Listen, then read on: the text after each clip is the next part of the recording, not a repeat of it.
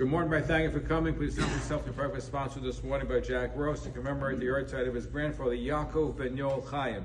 May the Shem Abin Aliyah, may the Torah we learned this morning be for his memory.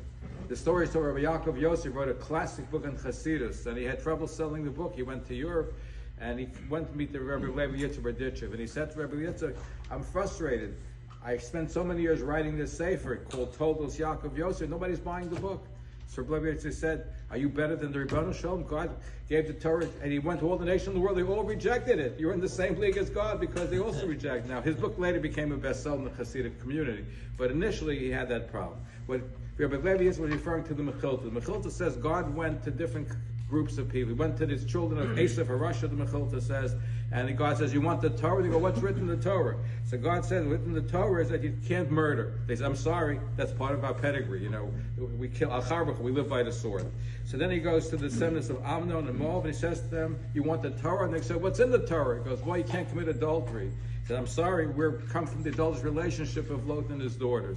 So then he goes to Yishmael, and he says to Yishmael, you want to accept the Torah? And then, what's written in the Torah, Yishmael says. And he says, God said within the Torah is that you cannot kidnap, you cannot steal people. Sorry, we also were para adam. This is how we live.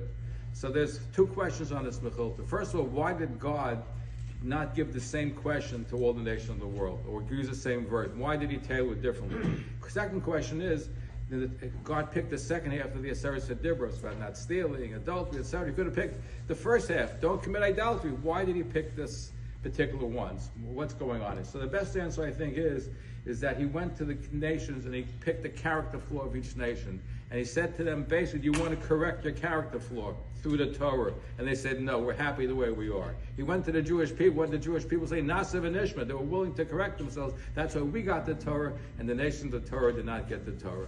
Have a wonderful Yontif. Have a great day.